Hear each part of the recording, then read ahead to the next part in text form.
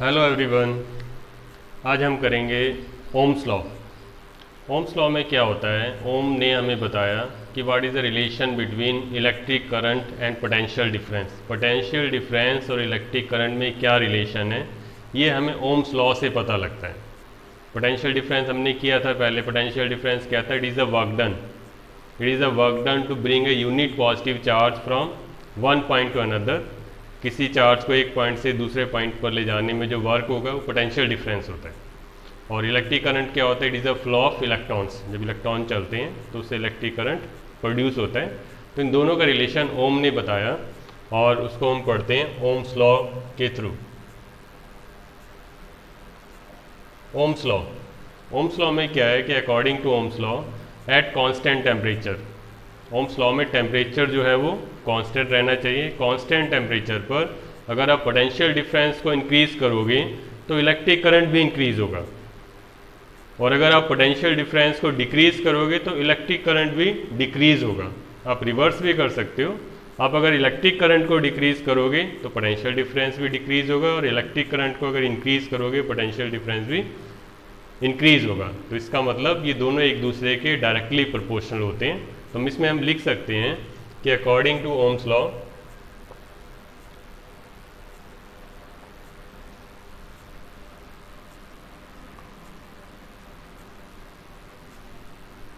Eight constant temperature, temperature change नहीं होना चाहिए। At constant temperature the potential difference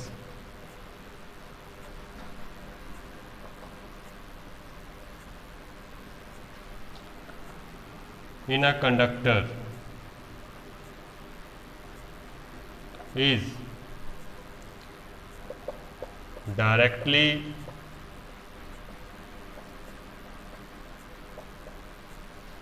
proportional to electric current।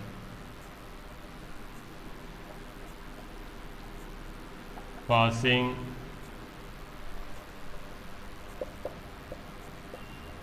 through the conductor।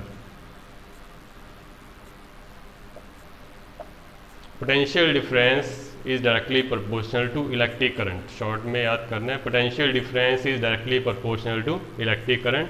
Potential difference को हम denote करते हैं V से, और इलेक्ट्रिक करंट को हम डिनोट करते हैं I से।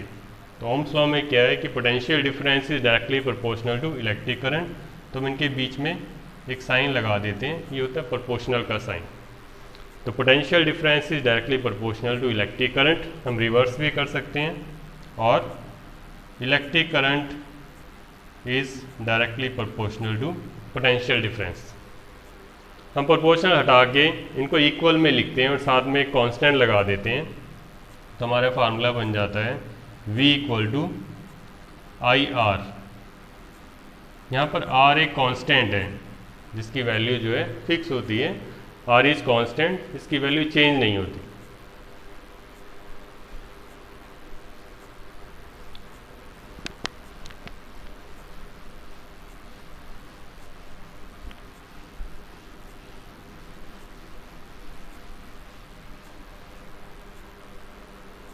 हाँ, V equal to I R, ये ओम्स लॉ की इक्वेशन है। यहाँ पर V क्या है? Potential difference,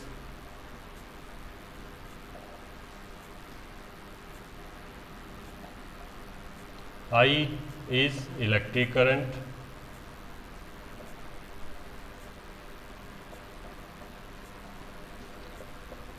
R is constant। It is called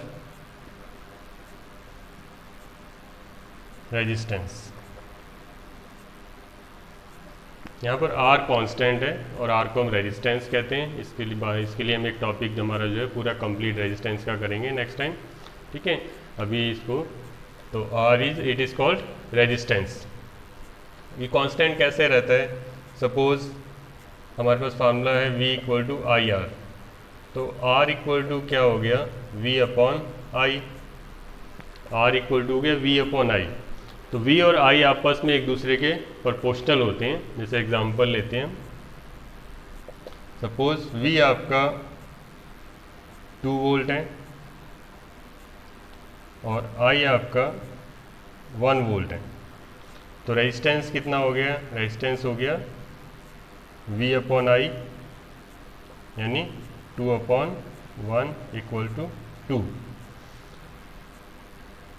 resistance का यूनिट होता है ओम।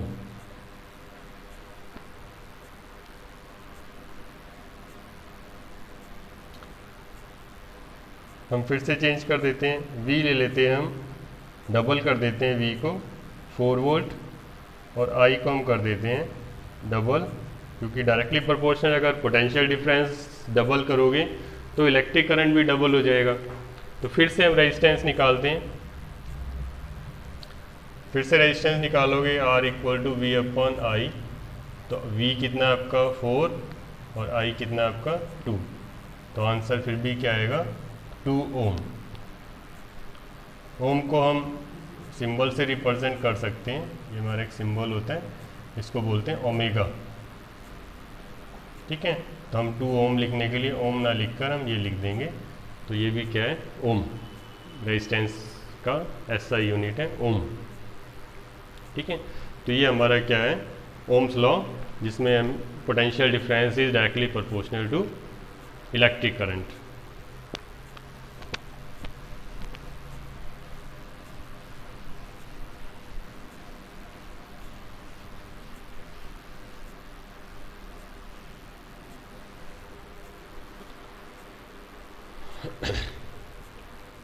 अब हम इसमें देखते हैं, हमने पढ़ा V equal to I R. तो I इक्वल टू क्या हो जाएगा, I इक्वल टू हो जाएगा V upon R. I equal to V upon R. ये इक्वेशन हमें क्या बताती है, ये इक्वेशन हमें बताती है this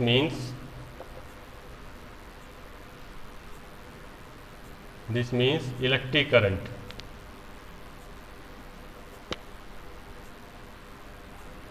Number 1, this means electric current is directly proportional to potential difference.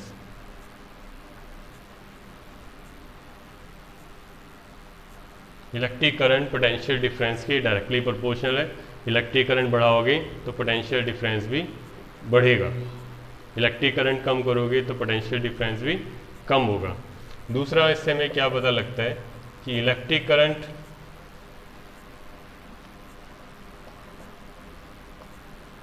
Is resistance से इसका relation, electric current is inversely proportional.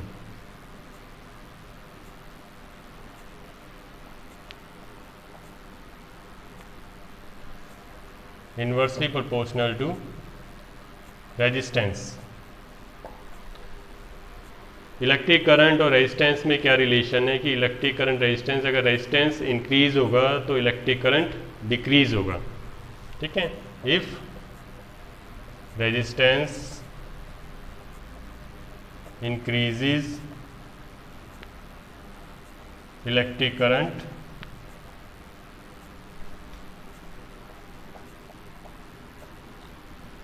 Decreases. अगर रेजिस्टेंस इंक्रीज होगा तो इलेक्ट्रिक करंट डिक्रीज होगा। रिवर्स भी कर सकते हैं कि इफ रेजिस्टेंस डिक्रीजेस, अगर रेजिस्टेंस डिक्रीज हो जाए तो क्या होता है, इलेक्ट्रिक करंट इंक्रीज हो जाएगा। If resistance decreases then electric current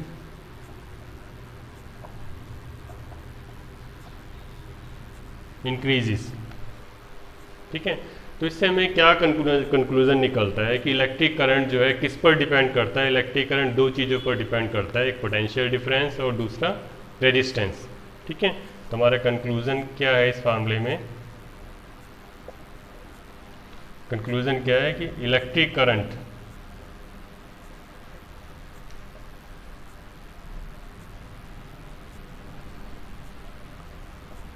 depends on potential difference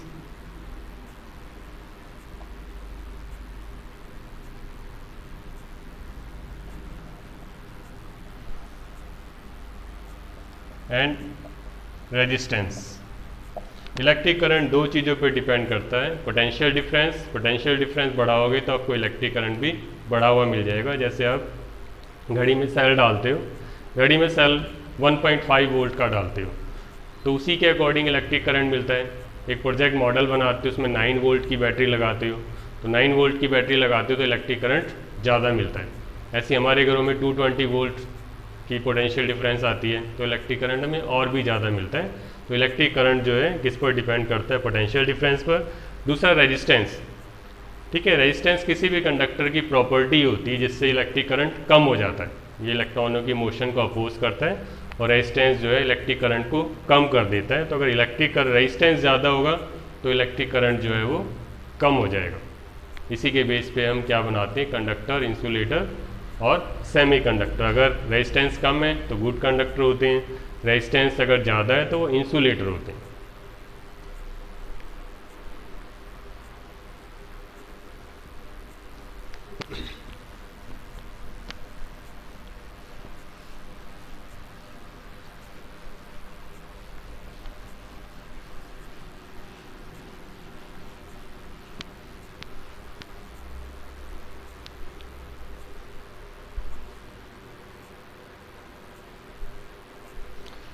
next हम करेंगे graph between electric current and potential difference, यानी ओम्स लॉ का ग्राफ।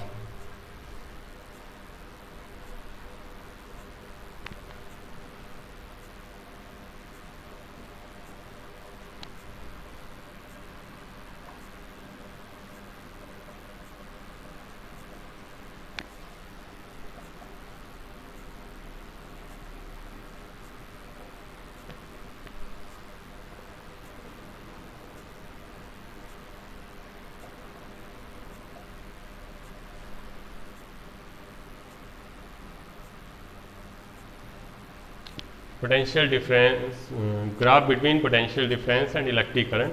जब इनका ग्राफ बनाते हैं तो हम वाई एक्सिस और एक्स एक्सिस पर हम ले लेते हैं potential difference.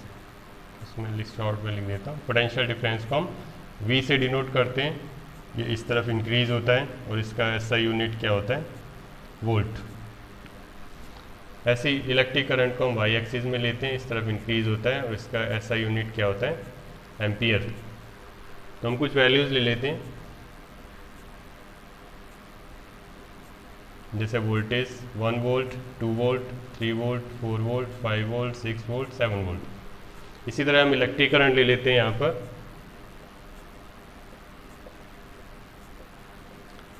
0.1 ampere, 0.2 ampere, 0.3 ampere, 0.4 ampere, 0.5 ampere, 0.6 ampere, 0.7 ampere. ठीक है, तो जब भी कोई वेरिएबल आपस में डायरेक्टली प्रोपोर्शनल होते हैं तो ग्राफ हमेशा स्ट्रेट लाइन आता है। ठीक है, तो सपोज पोटेंशियल डिफरेंस हमें 1 वोल्ट है, ठीक है, तो इलेक्ट्रिक करंट 0.2 एम्पियर मिल जाता है। पोटेंशियल डिफरेंस इंक्रीज कर देते हैं, 2 कर देते हैं तो ये जस्ट डबल हो जाएगा 0.4। अगर हम 3 वोल्ट कर देते हैं तो ये फिर से डबल हो जाएगा 0.6 एम्पियर। तो जो ग्राफ होगा वो कैसा बनेगा, स्ट्रेट लाइन। ठीक है, which passes through the origin. तो ओम्स लॉ का ग्राफ हमेशा ओरिजिन से पास होगा और it will be always straight line, ये हमेशा स्ट्रेट लाइन होगा। तो इसमें आप लिख सकते हो कि graph between V potential difference and I electric current is always a straight line